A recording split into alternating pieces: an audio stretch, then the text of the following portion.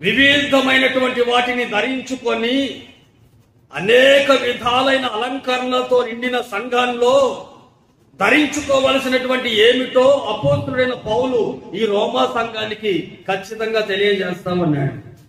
ఆయన మాట్లాడుతూ అంటాడు, దేవుని ప్రజలారా, మెట్టుకు ప్రభువైన యేసు క్రీస్తుని మీరు ధరించుకొనిన వారై.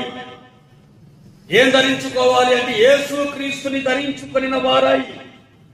లోకంలో వెండి, బంగారము, విలువైన వస్త్రాలు, నగలు, లేకపోతే లోక సంబంధమైనది కాదు ధరించుకోవడం, కానీ లోక సంబంధమైన ఆడంబరాలను ధరించుకొని ఏదో మన గొప్ప మనం అనేకులకు చూపించుకోవడం కాదు, కానీ మనం లోకానికి చూపించాల్సింది ఒకటి ఉంది.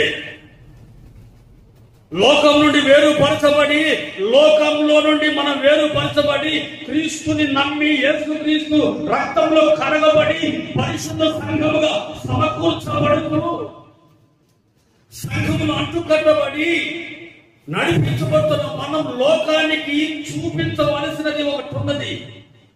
లోకానికి మన అలంకరణ చూపించవలసింది, మన అలంకరణ కాదు చూపించాల్సింది. లోకానికి మన విలువైన వస్త్రాలు కాదు చూపించాల్సింది. లోకానికి మనకున్నటువంటి అందం చందాలు కాదు మనం చూపించవలసింది. లోకానికి మనం చూపించవలసింది ఏమిటో తెలుసా?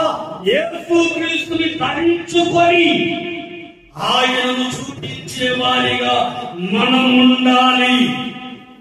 గలతీయులకు రాసిన పత్రిక 3వ అధ్యాయం 27వ వాక్యంలో ఇలాగున రాయబడి ఉంది. ఏమిటి అది అంటే, క్రీస్తులోనికి బాప్తిస్మము పొందిన మీరందరూ క్రీస్తుని ధరించుకొనిన వారై ఉన్నారు.